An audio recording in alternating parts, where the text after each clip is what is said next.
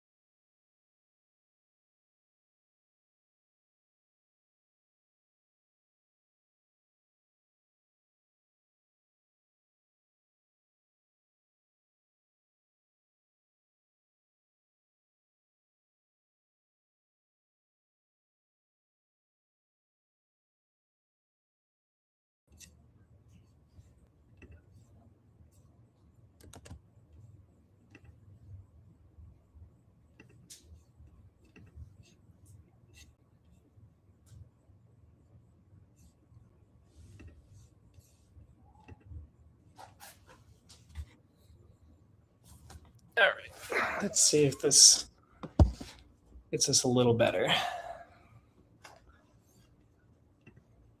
Okay, yeah. We are doing a live stream.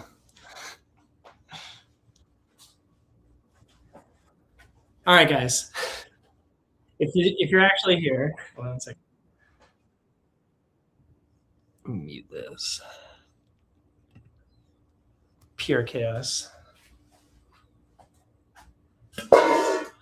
All right, guys, how are we doing?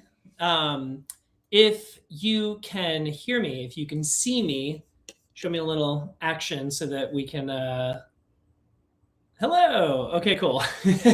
So I'm so sorry we had pretty major technical difficulties, but I am really glad to be back here. So, hi everybody. It is me, and also the wonderful, lovely Keiko Lynn.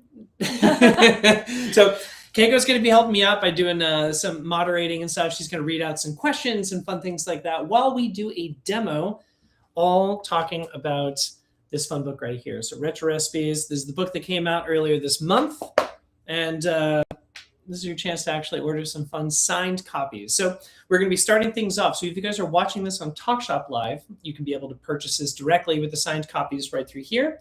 And if you are on Instagram, be sure to comment the word shop. It's like the pinned comment at the very top. You comment that, and then you're going to get something in your DMs, which is going to give you a link. And then on top of it, if you're on YouTube, just click on the link that's in the comments, and you guys will be able to go from there. So without any further ado, since I've taken 30 extra minutes to do this, we're going to be today working on one of my favorite dishes from the book, which are the applesauce meatballs. Now, this might sound really silly and strange, but I think you guys are going to enjoy it as much as I do. So, one person asked if that is a cat cookie jar, and of course it's a cat cookie jar. Of course it's a cat cookie jar. In fact, it's one of our favorite cat cookie jars. And it's featured in the book. It is featured in the book next to the chocolate chip cookies. Okay. Well, just wanted to pay the tax. So guys, just so you know, this is going to be a live stream and also a cooking demo. So I'm going to be making the food over here and talking about it as I'm doing it. But at the same time, feel free to ask questions to Keiko. I'm just going to be talking this out while I'm doing this, but this is part of the process. So to start things off, there are some basic things you're going to need for these meatballs. Now, I prefer to do this with just some ground beef, but you can do this with almost anything you want. You can do this with turkey. You can do this pork and beef mixed together. Sky's the limit. So I'm going to be taking 1 pound of ground beef. This is like an 85, 15 fat ratio, which I think is honestly like just a perfect, I think it's like kind of like the perfect, range to go with this. And then basically from there, we're going to take just 1 large egg and we're going to crack this in here. So we get one of those. And if you guys have any questions, type it out, ask. Keiko's going to be like reading them out, and so we can answer as we go.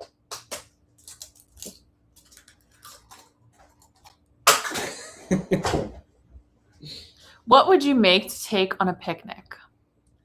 Oh man, we've actually talked about this quite a bit, and I actually think the sandwich loaf, even though it's not something that I necessarily love because it's got a lot of cream cheese on it, I do think the sandwich loaf is actually one of the best options when it comes to kind of a fun picnic. And we have a picnic video featuring the picnic loaf or the sandwich loaf. True story. True. Now, one of the things I'm going to be doing in here as well, so we're going to be adding essentially some mirepoix, so some finely brunoised, onions, some little like brunoised carrots, and some celery as well. And then I'm also going to be adding a generous portion of garlic, but I personally really like to use a microplane, so any kind of like rasp grater, like kind of like this. And then basically you just grate it in here and it comes out like just a really perfect paste. And so you don't have to worry about chopping and dicing or anything like that with your garlic because it comes out just like this perfect little paste that just blends so nicely and readily into the food. So that's my first of many hopeful pro tips tonight. G Tiger T said, "I'm so happy you included chicken Kiev. It has a lot of good family memories for me." Oh, me too. Yeah, that's actually one of my favorites. And thank you so much for even addressing that because chicken Kiev, obviously, you're probably like seeing this and reading it from the book, but like that was actually an incredibly important recipe for me because my mom, even though she didn't do a lot of cooking, it's like that was so special for us. I'm also going to be adding in here some of these carrots. Now, this recipe is actually like from an old cookbook that I was cooking from before. And it didn't need a ton of revisions. I mean, like this is going to look somewhat similar, except I added a lot of other like extra ingredients in here. So I added, some cayenne pepper, a little bit of the MSG actually is going to be like the really special little secret sauce that goes in there and stuff. But you want to not shy away from adding basically anything you really like into these. I think the other kind of like a little special thing I'm going to be doing is just taking some fresh sage, so I'm going to take some sage leaves and just kind of tear them up rustically. These are meatballs, so they're not, you don't have to make them like gourmet or fancy or anything like this. But that sage is just going to give this almost like a Thanksgiving meatball kind of vibe to it. They're so good. It's one of my favorite herbs. Fresh herbs can make such a big difference. Oh, absolutely. All right. And you want to show a little bit in the bowl since we can't really see. Yeah, let's do a little tilt action. So over here, I haven't even mixed everything together yet, but we have basically like the egg right here, and then just like the meat and everything else. We're going to be adding our seasonings as well. And then once everything is actually all squared away, then I'm going to be able to pull everything together. So it smells really good. It does. So let's get a little bit of salt in here. You can actually salt this somewhat liberally because it takes a lot of salt to actually season this beef. So I'm going to add a nice generous amount of salt. Let's get some pepper. A little more.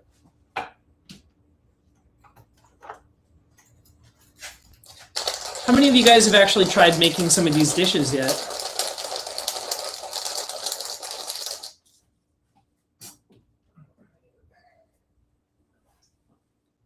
And then here's what actually makes this recipe so interesting, okay? So these aren't just meatballs. These are applesauce meatballs. So one of the things that you would do in like a traditional meatball is kind of making a panade. So basically like taking bread, mixing it with a little bit of milk or water or some other liquid of some sort, and then you fold that into the meat mixture. And what that does is it actually helps to keep everything nice and hydrated, so you don't have like really tough, like rubbery meatballs. And so in this case, instead of bread, we're using cornflakes. So just take about a, like half cup or so, just crush them up. And then we're going to also be taking about a quarter cup of applesauce. So I'm just going to measure with my heart. And then let's get some good flavors in here. So I'm going to add a little bit of MSG, because that's kind of almost like an umami booster, Add some paprika, because it just looks pretty, and cayenne for a little bit of heat. And then one of the last little ingredients that we're going to add is just some Dijon mustard. We're just going to give like a really nice like peppery quality to it as well. But I really love mustard. Someone said, I haven't yet. I was looking through and trying to decide what to make first. Do you have any recommendations for what they should make? Well, you could start working on the applesauce meatballs, I mean, like, I think it kind of depends on whether or not you're looking for something savory or sweet. If you're looking for a nice, fun start with savory, I definitely recommend these. Like, they're so quick and easy to put together. Yeah, you can take the put. I want to just show, because somebody asked what you're making. Yeah. I'm making the applesauce meatballs right now. And if you have your book, let me show you. Oops, sorry. If you have your book, it is on page 94. All right. I have a question, actually. Okay. Why cornflakes instead of bread? Is that part of the original recipe, or is that something that you changed? No, that was actually part of the original recipe. That was actually the thing that made me kind of like look at it and be like, huh, that's really interesting. Applesauce meatballs, and it calls for cornflakes.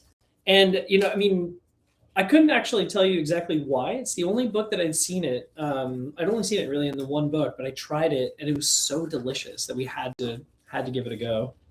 C.E. Morris 2018 said, could you show the bottle of MSG? I'm not sure I've seen that before in the store. Absolutely. So this is somewhat common. You should be able to find it. It's a company called Accent. And monosodium glutamate, it's one of those things where it might not be the most ubiquitous item in every grocery store, but if you ask them, they'll definitely pick it up. But it's something you could easily find on Amazon for a couple of bucks, worst case scenario, if you wanted to get it. But it's one of those things that acts like salt in a similar way. It kind of stimulates your palate, but a very little bit goes a really long way. So it's not like a 1-for-1. So if something calls for like a tablespoon of this, you do not want a tablespoon of MSG, like almost maybe an eighth to that ratio. Is it essential to this, or can they still make this without it? You can make it without it. It's entirely optional. It's more of like a flavor booster. So, we are naturally drawn toward things like, Worcestershire sauce, or like umami from like tomatoes or mushrooms and things like that. That kind of like craveability, that umami, is found essentially in MSG. This is like the distilled version of that. And so that's why I really like it, because a little tiny bit added just makes everything a little more exciting. Nick asked, if you were a pizza, what would be your topping? Oh man, that's a really good question. I think I was talking about this recently as well, that you don't want to have, like, I have no problem with pineapple on a pizza and stuff, but would I want to be that? No. I think honestly, like, I'm kind of like a little basic bee about it, and I just love a good pepperoni and mushroom pizza. But what would you be if you were a pizza? What topping would you be? That's an interesting one. Here's the thing. That's what I prefer, but if it were choosing like what I would be, I'd probably be oh boy. A hot dog? A hot dog. something Hot dogs like on that absolutely pizza. absurd and not really necessarily fitting in, but it still works. So we are on to the very next phase. Now, this is going to come off feeling almost like a very wet meatball because we do have applesauce, we have a lot of liquidy kind of things, but if you see, it actually holds together really, really well. And this is about the size that I would recommend. I like big golf ball size meatballs because they're not going to dry out and it's going to be really, really tasty. You know, you can go a little smaller if you would like to, but you know, I almost would imagine like this size works for these because you have the larger little bits of vegetables and things that are in there as well. So if you were to omit those or blend them up maybe a little more, that might be easier for a smaller meatball. But they're going to be like braised in the pan after we sear them. So it should be easy. We got a few. Hi, Bobby and Keiko. Hello. Big hug from Brazil. Love you guys. We love you guys. Hi, Brazil. love you all. Thank you so much for tuning in. Oh, somebody asked a great question. Love the illustrations in your book. Who is the artist behind them? That's a really great question. It's all AI. It's not AI. No, it is not. That is not even funny. Not even funny. So no. One of the things that when we were working on the book, we intentionally, Keiko and I both really wanted to embrace kind of like the kitsch of the mid-century period of time, and at the same time really highlight actual like talented, you know, artists. So Keiko did the photography in the book, and then we hired our friend Brandon. Or now friend, you know, at the time, you know, we weren't friends, but we are now. But Brandon Campbell, who has an account called Brand Camp, really simple. He did the illustrations. And so if you guys actually like have a copy of the book, he should be credited in there as well. But one of the most talented artists I've ever met. And he did everything by hand, you know, and then just finished some of the coloring digitally, but so cool. Do you have a favorite recipe in the book so far? Like of the things that you could eat? Asking Keiko. Sweet or savory? Let's do maybe one of each. For sweet, I would say probably the Delmonico pie. Mm-hmm. I really like, you know what I really like that you don't talk about a lot is the chocolate crunch pie. The chocolate crunch pie is way too That's good. really, really good. Stupid good. In fact, if anything, I and almost actually, feel like... one of them that I really like, I don't even think you put it in the book, the lightning cake. No, it should be in there. Is it? Yeah, oh, yeah. Okay. Yeah, that one's really, I thought really that good one got too. cut. And then for savory, I kind of want to say, I know that sounds kind of boring, but I really like the chicken divan because it reminds me of my great grandpa. Yeah, chicken divan is actually something that like It's really good. Yeah, like I've made it from the book here several times just because we enjoy it so much. I love that one, and I love when you make the vegetarian version of the boeuf bourguignon with the mushrooms.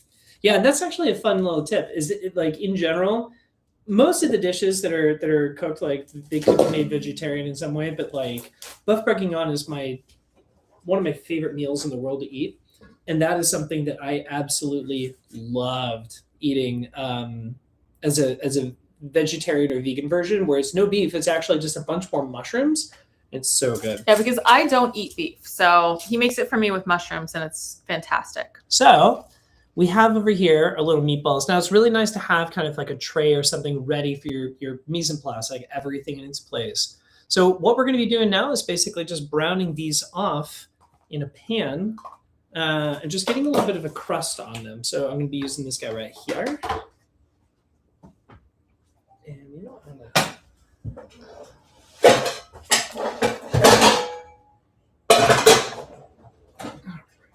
I'm trying to find, I want to find the lightning. Oh, I changed my mind. The pineapple upside down poke cake. Oh, yeah. It's such a sleeper hit.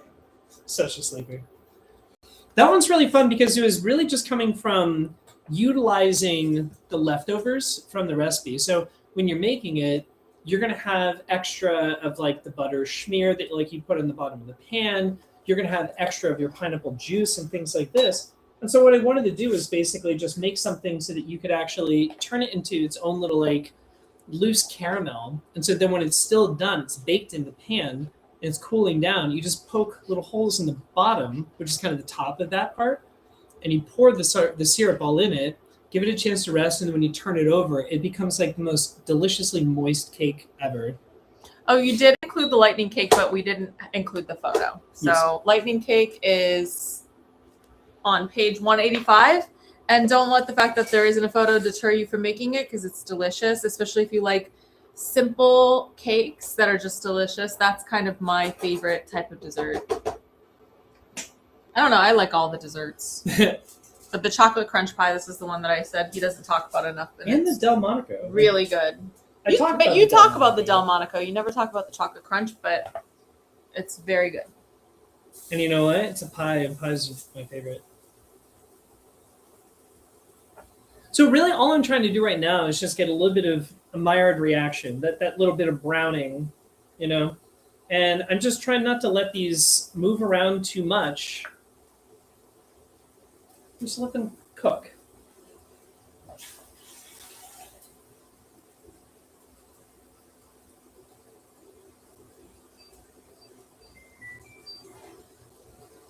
Now, one of the other things that you could do as well, if you wanted to kind of have a little more control or save time, is if you have them on the sheet pan, you can also just throw these in your oven and just whack it at a really high temperature just for like maybe 15 minutes or so, just to kind of get them set and cooked enough. You don't want to just rock them and blast them for forever and stuff. You want to kind of get them to a place where they're cooked enough that they won't just fall apart. But even if they do fall apart, it's okay, because this is all going to just be going into what's essentially going to be the sauce as well. So no problems. Jose says hi. Hello, Jose.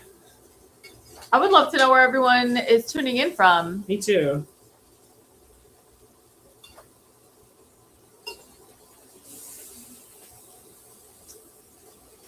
Thomas said, the few recipes I've been able to try have been tasty and pretty easy to make. That's wonderful. Thank you so much again for trying them. So many people I know will actually get a cookbook, and then it just becomes like a little thing that sits on a coffee table or something. So it makes so much, makes such a difference when you actually cook the food. The Cake Avenger said, I was surprised I didn't see any alcoholic cocktail recipes, which I was looking for. Was there a reason behind that? It's a great question. So, yes, there is a big reason. And can you tilt this up just a little bit more? Yes, sorry. No, you're good. So, I actually don't drink. I've actually been sober for almost 12 years at this point now. Mm-hmm. So it's one of those things where I wanted to introduce like beverages that I thought would have been like very appropriate for the mid-century period of time, and still kind of bring in some things that had some historical relevance as well. So even, for example, the egg cream. Egg cream was actually created post-prohibition as a way to kind of still have vendors and like people coming to you and all these things, to have something tasty to drink without the alcohol. So, they're really good, but a lot of them you could just very easily add something else in there if you wanted to. But I was just going to say, I don't drink either, but my sister does. And she and her friends were planning on doing all the drinks and just adding booze to it. Just adding all the booze. Yeah. Oh, we have Phoenix, San Diego, San Francisco, Australia, Chile, and we had some people from Brazil. And congrats on the sobriety. Oh, thank you. Yeah, it's one of those things where it flew by for me. But best decision I ever made. When you have Kansas. Wow, we got a very well-rounded crew tuning in. A very what? Well-rounded crew. We've got people all over the world. That's so exciting. So right now I'm just kind of, again, just checking each one of these. I'm just very carefully moving them with an offset spatula. If you want to get under and move them, try to make like very minimal movements under there and stuff, because you don't want things to burn or get stuck. But you also have to give them time to actually like form a little bit of a crust. I'm going to come in a little closer so they can see. Yeah, that's okay. Is that good? Yeah, that's great.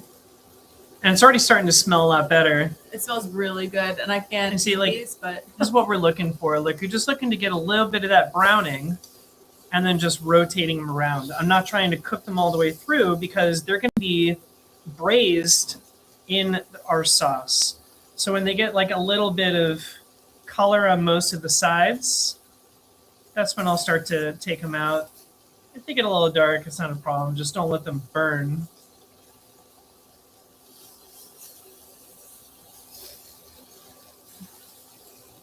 That should be okay. Okay.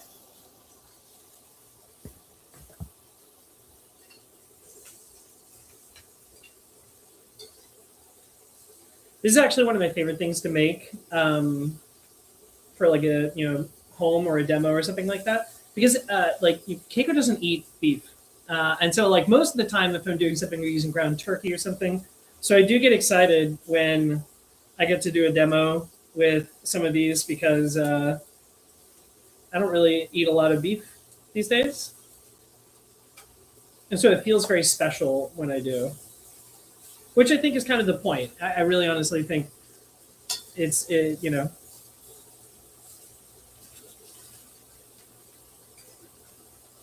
We also have Geneva, Illinois, and middle of the country, Nebraska. Love it. And Crunch Bros said, "Let's go, Bobby. I want some." My man. Come over here and we'll get you some Korean meatballs.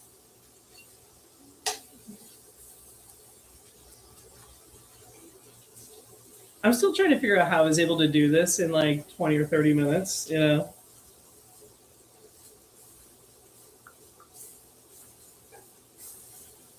just so you guys know, the tour has been really fun so far. We've had a chance to go to some really amazing cities. Yeah, is there anyone tuning in from Austin, Texas? Because we're about to come out there for a couple of things. Yeah, we'll be out there for about almost a short week. I keep flipping through the book and going, oh, wait, no, that's my favorite. Because biscuits and sorghum. That would be like kind of a sweet. Yeah. Like a lot of these we've actually had to make recently for different demonstrations and things like this. And so we just keep finding these dishes that we love again and again. And just like, oh, yeah, that was really good. Oh, yeah, that was really good. Oh, yeah, that was really good. Now, these are going to tighten up more when you actually braise them in the sauce. So once again, try not to, be too aggressive with them. That's why I'm trying to be very delicate. I'm flipping them only a couple of times. You don't have to have a perfect browning on each one, because if you mess with them too much, the likelihood of them just breaking and falling apart might be a little higher. But the really important thing is that you want to make sure you're not compressing them and making them too tight. These meatballs are supposed to be a little loose initially because they are going to tighten up as you cook them. And if you kind of like massage them too tightly and stuff, they're just going to be really, really dry and unappetizing. All right. Ash said, I could watch you cook all day. Hi, Ash. Hey, Chef Ash. We miss you, Chef Ash.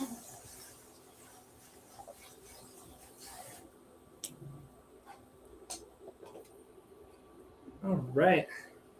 So next thing up is we're going to be working on making the sauce that we're going to be braising our meatballs in. So it's really simple. You're basically just going to be taking tomato puree.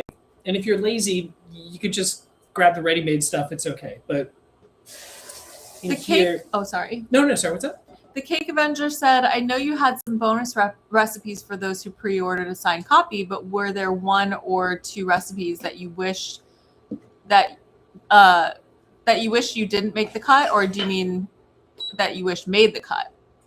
Because I think you're pretty happy with all the ones in the book. So I think they mean ones that didn't make the cut that you wanted to put in. But it's a really great question, because it's tough. Like going through, I initially kind of pitched the idea of like, yeah, I'd love to do like 200 or 300 dishes for this book, thinking that was a very normal thing to say.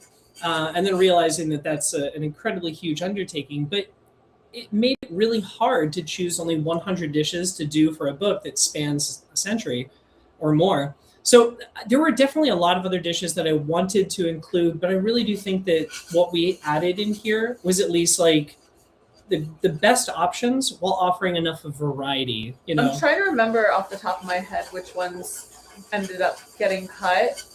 Because you did, you know what? I have to admit, I had to make him cut some just for the cakes. The cakes, yeah. Because he had a really hard time cutting down on the cakes, but I felt like they were too many that looked too similar. Even though they tasted differently, they looked too similar. So I was thinking from like an aesthetic point of view. This was actually like such an important process for the book to have Keiko help me with these things, because it's like you can't really see the forest for the trees when you're trying to do this. Every recipe is important to you. And so it makes it really hard. You have to have somebody on the outside looking and be like, get rid of that, you know? Okay, so I've got my sauce in here. And what I've got now is just pureed tomato. I'm going to take just a little bit of sugar.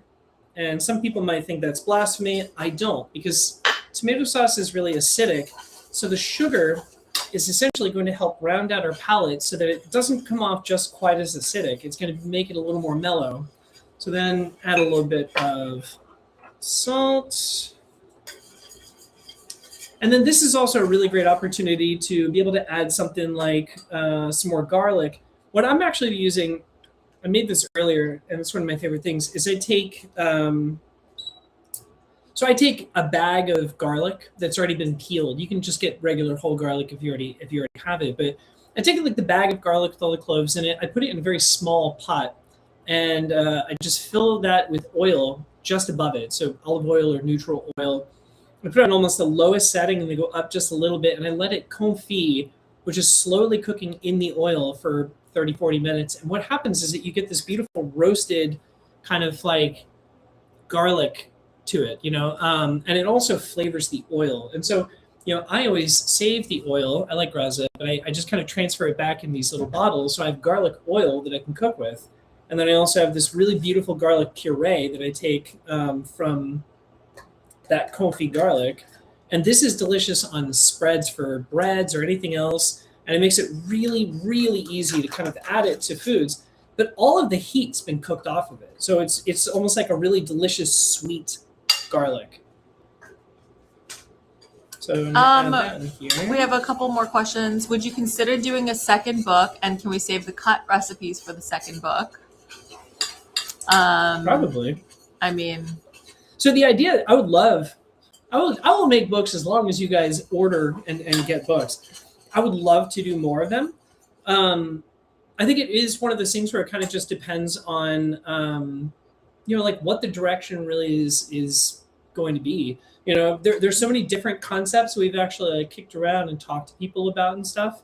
And but the objective is always to kind of like showcase the best dishes that we've either included or couldn't include. So it's a good chance that we could add those more in there. I think if your book was done a little later, there is a recipe that would have made the cut that surprised us, and it was Elizabeth Taylor's toffee fudgies. Was that what it was? Yeah. Oh my goodness, out Absolutely of this world. incredible. And that's on his page. But and we also have pro tip: baking soda also neutralizes the acidity in tomato sauce without affecting flavor. True story. I mean, I didn't know that, so that's science. So all I'm doing right now is I'm taking, you know, these meatballs, right? You know, and I'm just plopping them in this sauce. I'm just going to move it around. I'll show you guys in a second, you know, and all I want to do is just cook them in the sauce. And so this is, if you want to tilt this down just a little bit, this is essentially the simplicity of braising, is that I've got this in here. Come back up. Yeah. Little higher. There Sorry, I was trying to show the pan. So it's in here, and basically all I have to do is just leave this alone. I'm going to put this on a medium heat for just a little bit. I'll put a lid on top. It's going to steam it as well, but this is not meant to be a high heat. This is a very medium to medium low heat, even lower if you have time. And then you just want to let this kind of like do its part. It's going to slowly penetrate and fuse in there. It's going to also flavor the sauce. And it's going to be very, very tasty. So 1 second, we get a lid. I am curious about this. You said you didn't have to make a lot of changes to this particular recipe, but what did you change? Which one? The applesauce meatballs.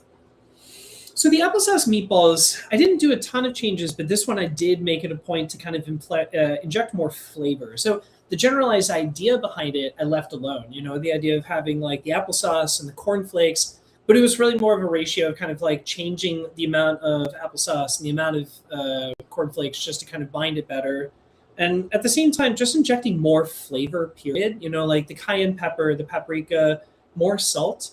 The MSG, it's like that's actually again like the little special touch, and even like the Dijon mustard, like these little things that are kind of classic and intuitive when it comes to like cooking.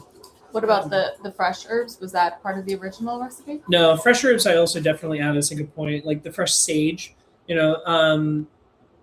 like all these little things. Like at the end of the day, that was kind of cooking through intuition.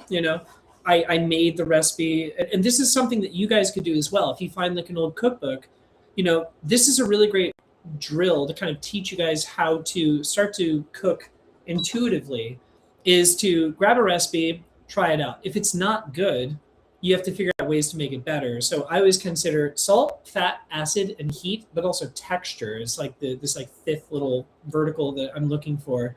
And if you kind of go through and you just think about it, does this have enough salt? Yes or no? Well, if it has, maybe a little bit more, then it might be more present, or like a little bit of acid in some way, like a vinegar, or maybe like an ingredient that has a little bit of acid, like the mustard. These are the ways that I'm trying to think about these things, and then eventually it just comes to a point of just balancing it and playing with it to find what is simple to do, but also easy to replicate. Well, we've talked about this a little bit on the book tour about how the common thread between vintage cookbooks and vintage sewing patterns is a lot of times things are left to your own interpretation because they just assume you have a certain level of knowledge. Yeah. So you're kind of filling in the blanks. So what was the original recipe? Was it basically like beef, applesauce, cornflakes mixed together? Pretty much. Yeah, pretty much. Yeah. And then even just here, one of the things that I just did was basically I added just a little bit of water into this because, there are a lot of things that a recipe is going to tell you, but there are more things that it's not. And so it's like, as you're letting this kind of cook and simmer, you want to be able to actually understand what is happening that you're not aware of. And so like I'm looking at the sauce, it was a little too thick. It was reducing from the heat. I didn't want that. So I added a little bit of water, and that's just going to thin it out just enough to kind of like keep everything nice from drying out, and also still keep everything nicely submerged under this sauce. And then one of the other ingredients that I like to add is basically incorporating some more fresh herbs. It's like you can use basil, you can use oregano, or pretty much anything you really like with your tomato sauce. But I usually try to add that toward the end, because if you were to throw in the herbs and stuff right now, they essentially are going to get hammered, and you're going to lose kind of like those flavonoids and like those chemicals that actually add that effect of it being so delicious. So if you want to add some like basil or oregano or some fresh thyme or something, wait until the end.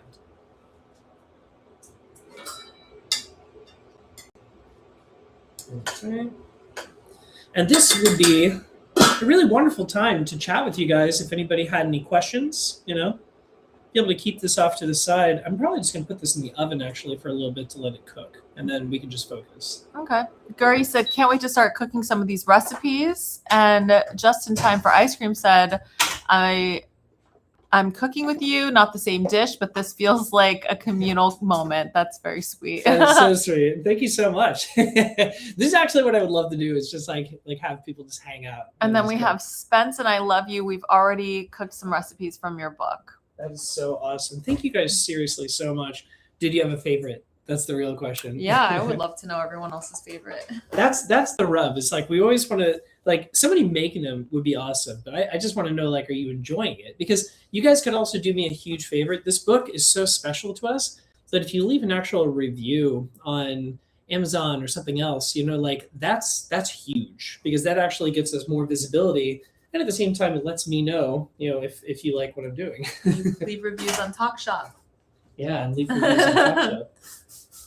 All right. And then I always want to make sure that I'm working with a relatively clean station. So if there's ever any like downtime, never hurts just to give it a little quick wipe. Do you guys have any questions at all about the tour or how that's been going? Or, like, are there any, I don't know, cities and places where you guys would like us to actually try to plan a tour? These are the things that I think would be great to know. As you were adjusting recipes to accommodate for modern tastes, what were some trends that you noticed?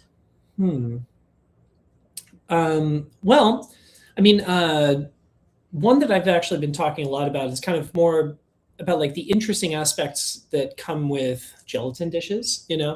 Like a lot of the Jello dishes you'd see, even though they've been around for centuries. I mean, people have been making aspics for a very, very long time. They were really popularized around the mid-century period, 50s, 60s, and 70s in particular, because that was also the advent of kind of the refrigerator. Like we started to actually see this invention that could come out, and we had ice boxes before, but now it's like you've got these refrigeration devices that actually will chill everything for you. And that was kind of used as like a status symbol. It showed people, oh, they made an aspic. What years though?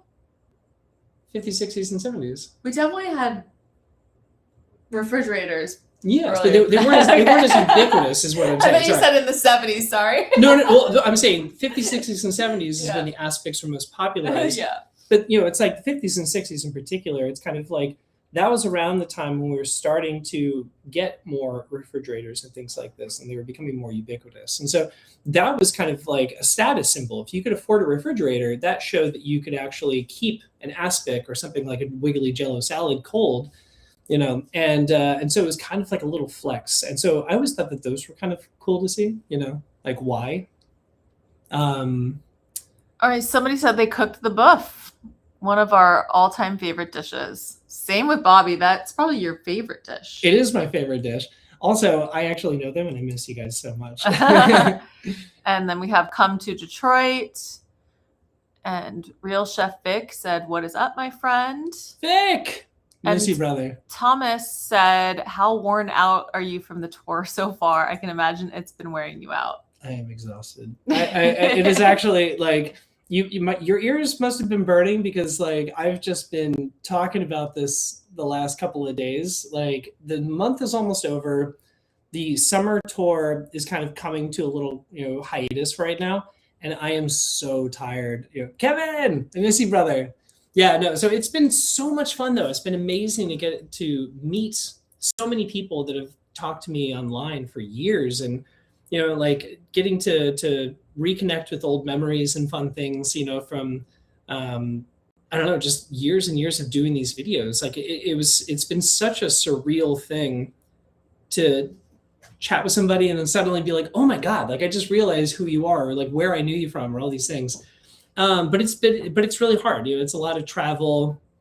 And on top of the fun book events, you're having nonstop press. Yeah, it's like, which is amazing, but yeah, like it's really, really amazing. But it's one of those things. Like today, for example, I woke up, I made 3 different cakes. Well, actually, the same cake 3 separate times because I did a news segment for like Seattle television. It wasn't. He can't keep any of it straight because there's so many. But it was. I think you said it was Portland. Yeah.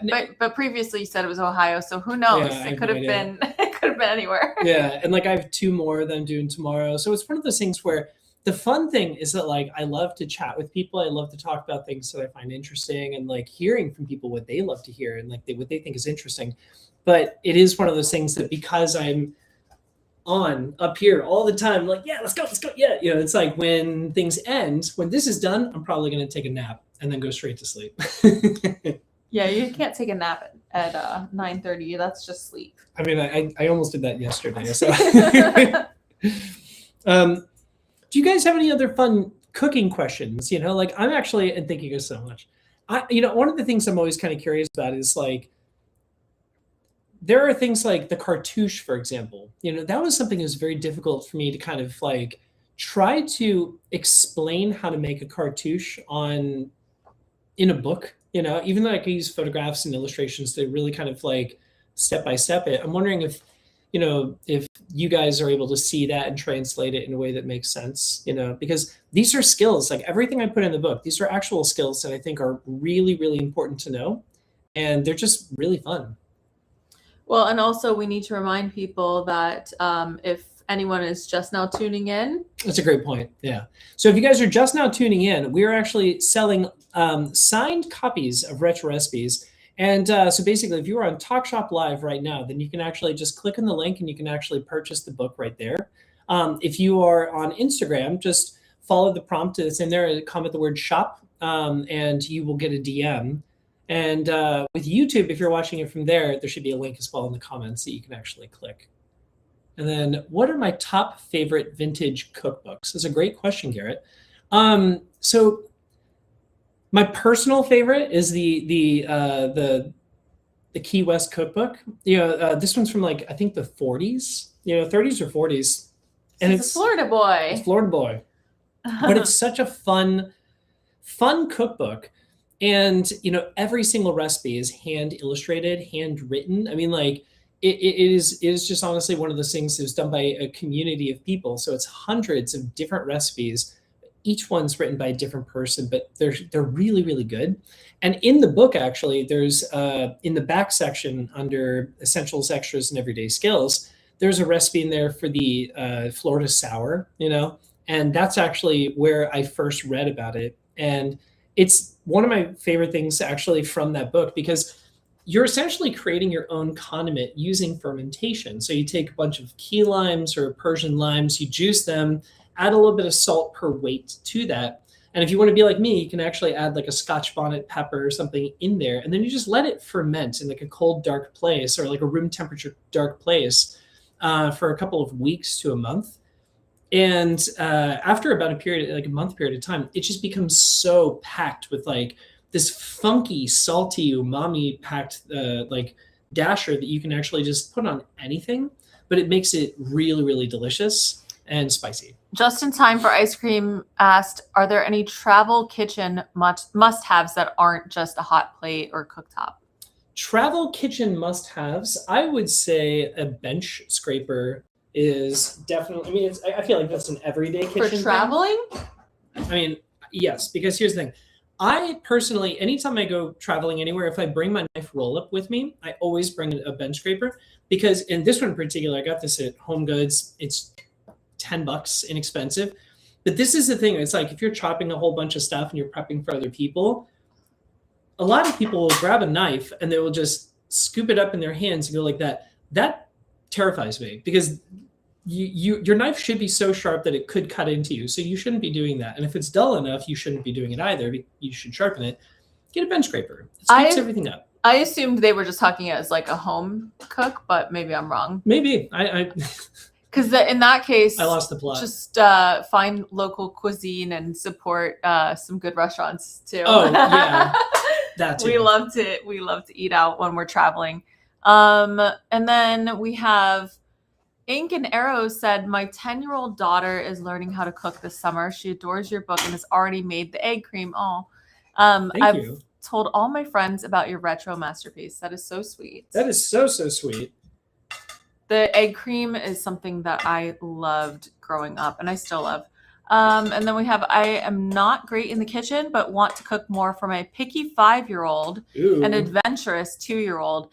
Any tips for a newbie in the kitchen? Like, how can I fall in love with cooking? That's a great question. That's a really great question. And that's actually like the essence of like what we're talking about here. By the way, really quickly. So I popped this in my oven just to let it kind of like cook everything a little faster. Lid is on, and it was just basically, here, let's set this here.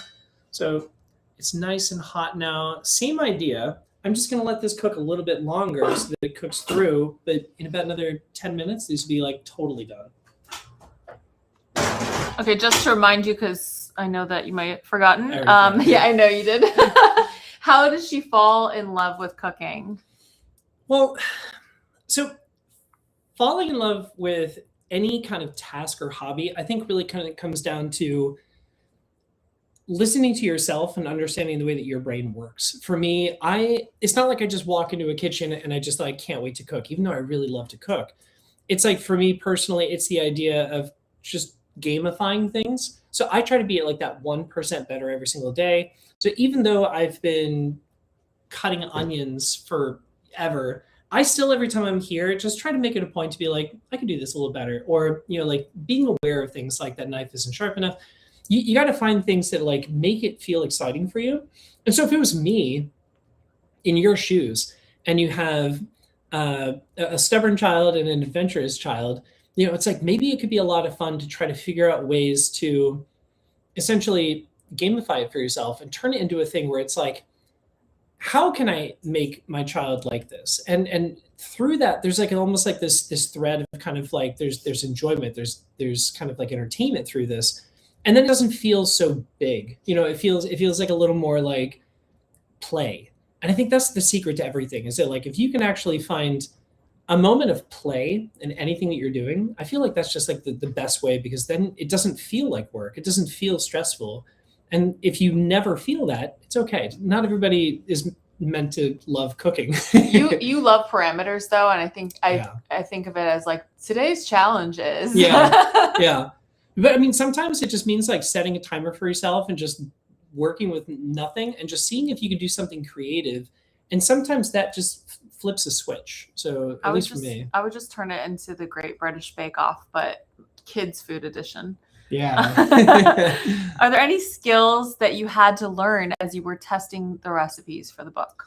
Yes. Not in the sense of like generalized things. Skills in the sense of working with gelatin is a skill in its own. But there's one particular recipe. There is the gelatin, the rainbow gelatin cake in the book, and it is so good. It is so delicious, but it was really difficult to make because this one requires taking Jell-O and then essentially using a whisk, and while it's setting, you're whipping it, introducing air, and it's something I didn't even know existed. I'd never even tried this until Keiko pointed this out. This recipe she wanted me to include in the book, and it's this really technique-driven thing with gelatin where you can actually whip it, aerate it, and it just turns into almost a mousse. And so the texture is entirely different. It's so silky and wonderful, but the flavor is still there.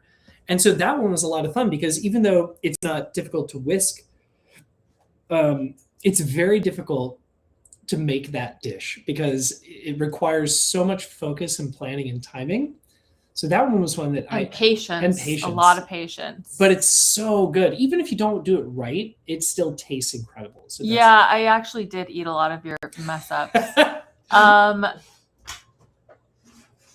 We have a couple people who are asking what your favorite recipe is in the book. Is that Mark as in, yeah, it says Mark Kofer. It is Mark Kofer. Hi, Mark. Hey, buddy. Do you have, why don't you do one savory and one sweet recipe in the book that are your favorites? Okay. So let's see. I think if I were to choose and like honestly, this kind of changes like hour to hour sometimes, but if I were to like go off off my hip, I would say for sweets, my favorite sweet maybe I'll just do it like this. My favorite pie, I'll say, is the Delmonico pie. It's a sleeper. It's one that like I think a lot of people would look at and just completely be like, that's too simple. I don't want to do it. But it is a perfect exercise in simplicity. Like everything is so good and it's adaptable. If you don't have strawberries and bananas, try it with something else, And it's very pretty. It's so pretty. If we were to do a cake, then I mean, like I made 3 of them this morning, but I did it for a reason. The crunch cake, the banana crunch cake. I happen to love bananas. So the banana crunch cake, that one's a very, very good cake. If we were to talk about the beverages section, obviously I love an egg cream, but I actually really love the Hoboken Special. That one is just so fun. And wait, I'm trying to find the banana cake. I'm trying to show the class. I keep hitting this. I'm sorry. It's okay. Banana cake, Hoboken Special. Okay. Hoboken Special. I'm just gonna keep spitting them out. No, you can keep going. I'll find it. I got a bunch more questions, so I'm gonna do some quick ones also. Yeah. But yeah, and then I'd say for savory, the Buff Bourguignon, that one's amazing. And if you want a really weird sandwich that is incredible, is the Sophisticated Club sandwich. Okay, here's the Hoboken Special. Wait. Right there. That one was very good. And then Buff Bourguignon is right on the cover. Easy. And the club sophisticated club sandwich, I have to say, he made that for a news special in DC, and I could tell that she did not think that it was going to be good, and then she had a bite, and off camera, by the way, so it wasn't even like she needed to pretend, and she was like, that is really good. She was shocked. It was so funny. And then, so Shelby, how do I make the best ramen?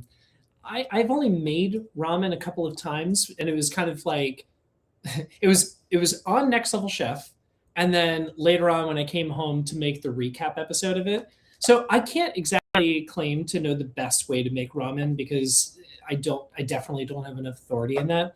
But I think at the end of the day, it comes down to just utilizing good ingredients and try to think of like big, flavorful, savory things. So like, if you like the things that most people don't want to cook with or add in their food, those are almost always like the really, really good ones that you want to use. So like, I use chicken feet with my chicken stock because it's that collagen. It puts a lot of good flavor and things like that.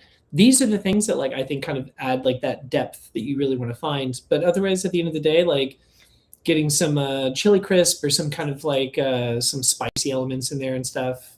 But just good broth is really where it comes down to. Claudia's mad that Mark stole her question, so we'll just pretend like he was answering you, Claudia. I was answering Mark. Claudia. Father's Day is over, so he was answering Claudia. Happy Father's Day, everybody. Angry Little Chemist said, "Are you still planning to post any more day in the life as a private chef?" Well, yeah, fun fact actually. So I am not yet. Not yet. Don't spill the tea yet. Okay, I'm not going to spill anything yet. Eventually, yes, I'll be making some more. There's some fun things in the works. I'm not going to say anything. Apparently, so. But we do live in a seasonal place, and he took off the summer to promote his book. And most people who hire him are in the Hamptons or Nantucket right now, anyway. So. Yep. Also, Garrett Cash 96 left a comment saying, "Has Sandwiches of History tried that sandwich yet?" And guess what? I introduced Barry to the Sophisticated Club, and he actually put it on the cover of his book.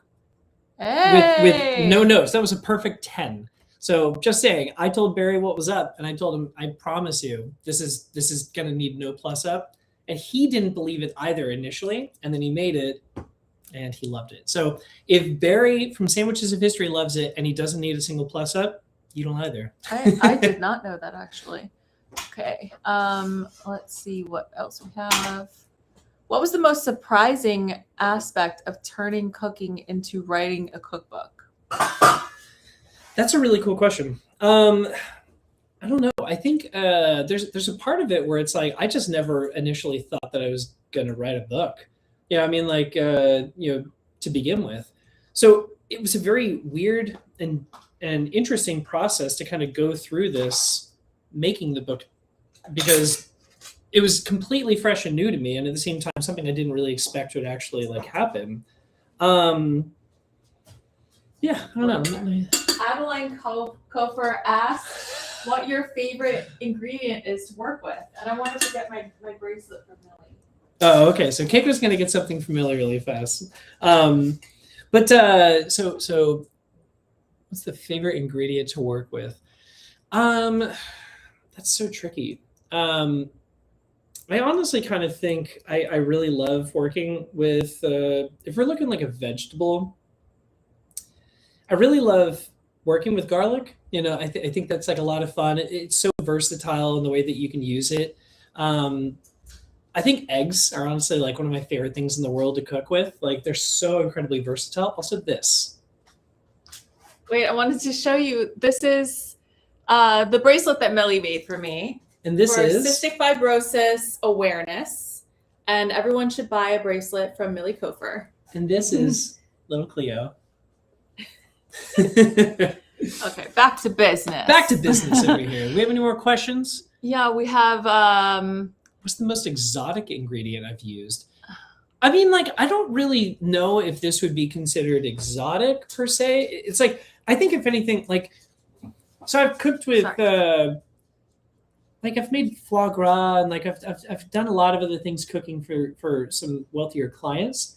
But I think in general, like for me, I consider exotic being like sweetbreads, like and I don't, it's neither sweet nor bread, like if you know, you know. Like I generally tend to find kind of interesting cuts of meats that most people wouldn't consider to be exotic and fun to work with. So like beef tongue.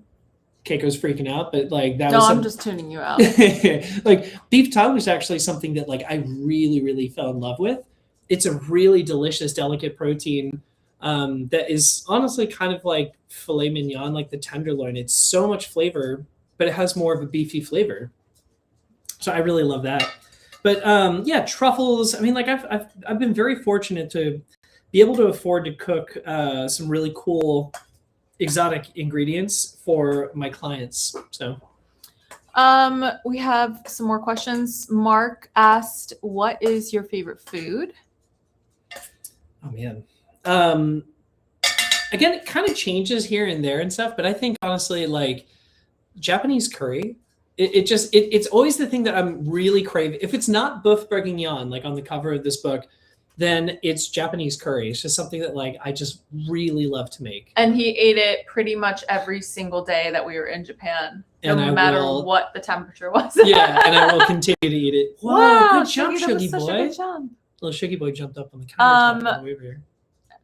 Oh, this is a great question. Is the writing process at all similar to the cooking process, like brainstorming, testing, drafting, and editing? Yes. I mean, so the writing process, it's just different side of the brain. I mean, like that one's a little more, even though it's very creative, it still is something where I have to kind of like think about things in an analytical way, and I'm trying to do it in my own voice. But there are a lot of similarities. I mean, like, when I'm working on a dish, I'll just try something out, just seeing if it sticks. And then if it has legs, then it gives me a little room to kind of come back and like try to play with a little more or make little mental notes. A good example is Japanese milk bread. I've been on a big milk bread kick for, a few months now at this point at least. And every single time I make a milk bread, I make a slight tweak based off the notes that I had before. And so every single time I do it, I just get like a little bit better. And I keep discovering all these little things that like went wrong so that I don't have them happen again. And I think that that's kind of the same thing with writing, is that like when you're going through the process, you're writing, you're reading it, you're editing it, and then you're writing it, you're reading it, you're editing it. And then you're just doing this over and over until it gets to a point where you realize that it's perfect. And then you edit a little more. And then you have an editor come in and edit your edits even more. Well, something that I think a lot of people don't realize is how much goes into it beyond just making the food and writing the recipes, because you have to not only develop them, but have a tester to make sure that people can follow them at home. Yeah. So every single one of these was tested by a recipe tester to make sure that they were easily replicated. Like a peer-reviewed study. Peer-reviewed studies. But I mean, it's one of those things where it really takes a village to write a book. I mean, you think that it's all you, but then at the end of the day, you realize that you have to have somebody come in and do the photography. And very fortunately, like Keiko is an incredible photographer and an even better like retoucher, and so she was able to really help out with that. And also she was one of the reasons for like the design idea of like the color palettes and everything else. So I mean, like, well, I just want to say that Shuggy did style the cover, and I have photo evidence of that actually. Right, Shuggy boy? So keep going if you want. I was just gonna Yeah. Adeline would like to know what your favorite thing to cook is. Eggs. I really love. I know that sounds like simple, but Bobby, I'm so picky about my eggs, and Bobby cooks every single type of egg perfectly. I really try. It's one of those things that like when I realized that Keiko loved eggs, and how picky she was about eggs, again, it gamified it. It turned it into this fun challenge for me where I wanted to be good enough that she could enjoy the eggs. And so that's where I really just kind of like, I think that method of just kind of finding a way to challenge yourself with something different and unique, and even if it's just like go into your grocery store and find like maybe a Latin market or find like a different market in your area and then shop in there for one time at least. Go in there and you're going to actually find this entire array of different vegetables and tubers and spices and greens and things like this. If there's something you've never seen before, buy it. It's usually not terribly expensive. And just try to maybe do like a little bit of research on how you should cook it, but then cook it. And I think that's one of the best things that you could do is actually just throw yourself into something and just see what happens. Because the worst case scenario, it doesn't work out and maybe you spend a couple of dollars on it or you don't like it, but at least you know that you don't like it. And the best part is that like once you do this enough times, all of a sudden everything else is no longer scary. Before you show that, let's give them the reminder that Bobby is making applesauce meatballs from Retro Recipes, which you can buy by. Oh. I was waiting for her to speak.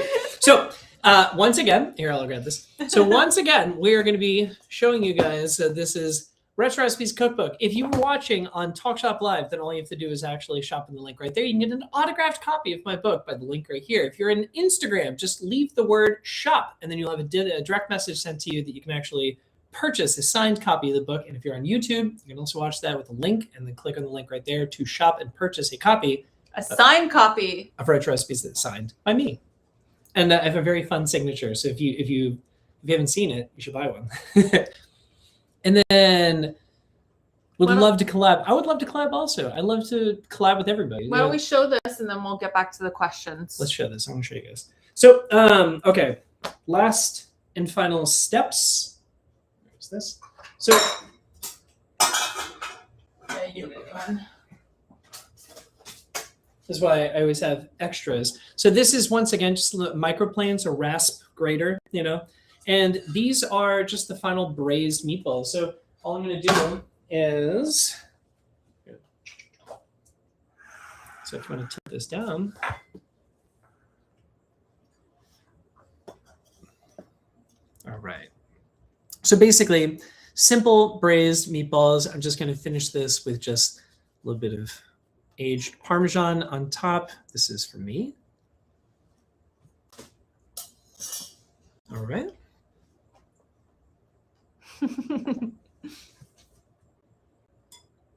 All right. And then, yeah, I mean, basically, like, these are going to be fully cooked. You can use a thermometer probe to actually check if you're curious. But at the end of the day, after these are braising for a period of time, you don't have to really worry about it. They're going to be fully cooked. But they're going to be so tender and still packed with all this flavor. So you can even see like the sage that's in here. Let me get a little closer. Give a little cross bite. We finally get that steam. Mm-hmm. I'd share that story about trying to capture steam, but it would just be pointless. All right. And bottoms up.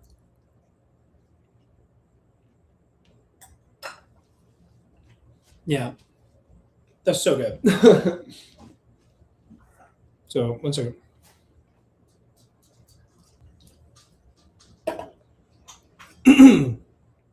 Sorry. It's very different when I'm on a video and I'm eating and then it's just like, that's delicious. But it's like 5 minutes later and I've had time to like drink coffee and everything. So the reason why I love these is that they have texture, right? Like I personally, like I said before, it's salt, fat, acid, heat, and texture. I like that this actually has the carrot, the celery, the onion, that are really finely brunoised in there, but they have like a little bit of bite. They have a little bit of texture to them because otherwise it's just a really soft, fatty meatball. And so the texture that's in there is really great. The cornflakes essentially almost dissolve into it. You don't get the crunch from that because the fat and the juices essentially break it down. So it adds this very subtle sweetness, but it really complements everything else that's going in there.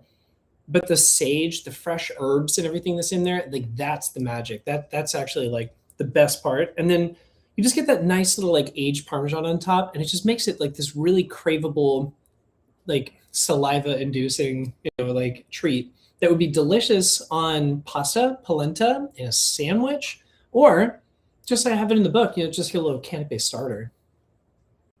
I'm still salivating. All right. So, any questions about the dish or anything else? We have a few other questions. What's your favorite brand of knives and cooking pans? These are fun. Let's do this. This is great. Can you tilt this up just a little more? So, okay. Oh, show your custom knife. I am. Oh boy. Okay. We're getting nerdy now. This is great. So, I have a lot of favorites, okay? And but here's the reason why. So one, Mercer. I am a huge fan of Mercer knives. I have been using Mercer knives since I got my first job working in a kitchen. This was one of the first knives that I ever, well, not this one specifically. That is,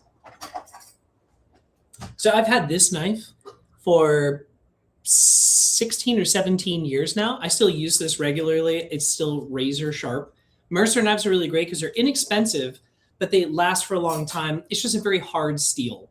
So, it depends on what you're looking for, but this is really great. I can sharpen this pretty quickly, and it's a Japanese style gyuto.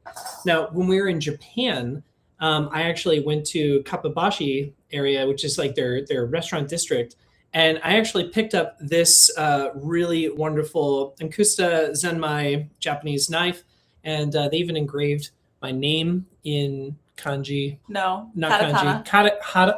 Katakana. Katakana, Because your name has to be in katakana. So it actually says the word Hicks in Japanese.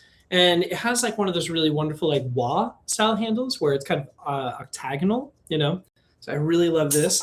This is actually a knife made by my friend Max.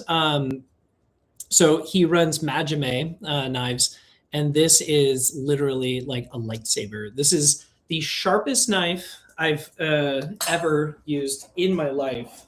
And it seriously is just, it's like a joke. Like, I don't like that sound. like it cuts through literally anything. And then recently, I had actually used shun knives before, but I had never used shun knives before. I had just heard of them, but I didn't really think anything of it. And then I did a job, and this was actually part of it. And it's basically a shun nakiri.